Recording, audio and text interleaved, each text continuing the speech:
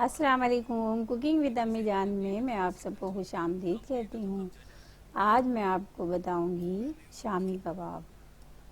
शामी कबाब बनाने के लिए हमें जो चीज़ें चाहिए, 1/2 kg बीफ ले लें और 1 पाव चने की दाल ले लें। और इसमें डालने के लिए जो चीज़ें हैं, अदरक, लहसुन, प्याज कटी हुई, ज़ीरा, 1 बड़ी इलायची, 1 छोटी इलायची, दालचीनी, 3 लौंग, ये सब हमने डाला। फिर लाल मिर्च कुटी हुई ले लें और 1 टीस्पून आपने 1 टीस्पून जो है हमारे पास धनिया है, साबित धनिया, ये भी लेंगे। लहसुन अदरक सब हमने डालकर इसके अंदर बॉईल करना है। लहसुन जो है ये तकरीबन 10 से 20 अदद होंगे और 1 टेबल स्पून नमक है। इन तमाम चीज़ों को हमने कुकर में डाला और फिर बॉईल करने के लिए चढ़ाया। 15 मिनट में हमारा जो है ये तैयार हो गया, यानी बॉइल्ड हो गया। अब हमने क्या करना है, इसको पीसना है इन तमाम चीज़ों को।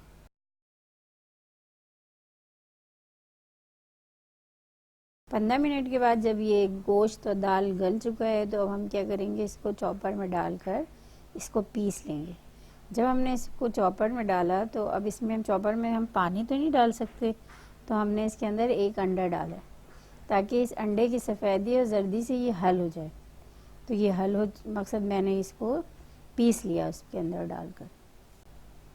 पहली दफ़ा वाले चॉपर में भी मैंने 1 अंडे डाले और दूसरा चॉपर जो चलाया उसमें भी मैंने 1 अंडे डाले, यानी कि 2 अंडे से ये हमारे तमाम काम हो चुके हैं। अब हम इसको मिक्स करेंगे तमाम चीज़ों को डालकर। इसमें वो पुदीना ले लें, हरी मिर्च कटी हुई सबको चॉप कर लें। हरी मिर्च है, पुदीना है, अदरक है। और इसके अंदर मैंने जो गरम मसाला पीसा था ना, आपने देखा जो मैंने पहले बताया था, गरम मसाला पीस कर जो आपको रखना था, तो उसको मैंने इसमें मिलाया 1 टीस्पून। और नमक भी मैंने उबालते हुए डाल दिया था, तो अब आपको ज़रूरत मकसद नहीं था, मुझे ज़रूरत नहीं है कि मैं इसमें नमक डालूं। तो अब हमने जो है इन तमाम चीज़ों को मिक्स कर लिया।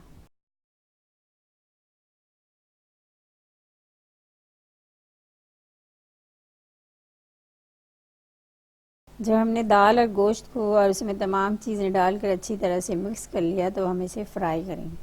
फ्राई करने के लिए हमने इस कढ़ाई में ऑयल डाला। अब आपने ऑयल डालने के बाद इसको जिस तरह से मकसद बनाना चाहती हैं, बड़ा छोटा, आप अपने अंदाज से इसको बना लें। वैसे मैंने जो बनाया है वो बड़ा भी है, छोटा भी, तो आप भी इसी तरह से फ्राई करें इसको। बहुत ही मज़ेदार और बहुत ही लजीज बनेगा इंशाल्लाह।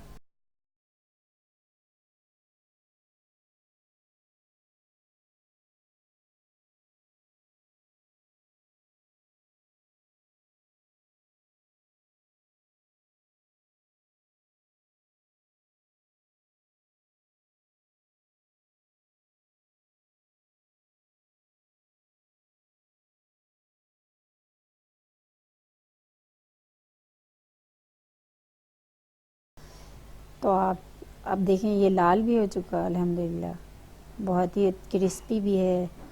अब इसको आप निकाल लें और आप इसमें जो भी गार्निशिंग करना चाहें कर लें। और उसके बाद इसको आप चपाती के साथ, बिरयानी में, पुलाव में, आज तो मैंने वो ताहरी के साथ, जिस चीज़ से भी चाहें आप इसे खा सकती हैं। अब बहुत ही मज़े का है अल्हम्दुलिल्लाह। मज़ीद रेसिपीज़ के लिए आप कुकिंग विद अम्मी जान को सब्सक्राइब करना ना भूलें। शुक्रिया। अस्सलाम वालेकुम।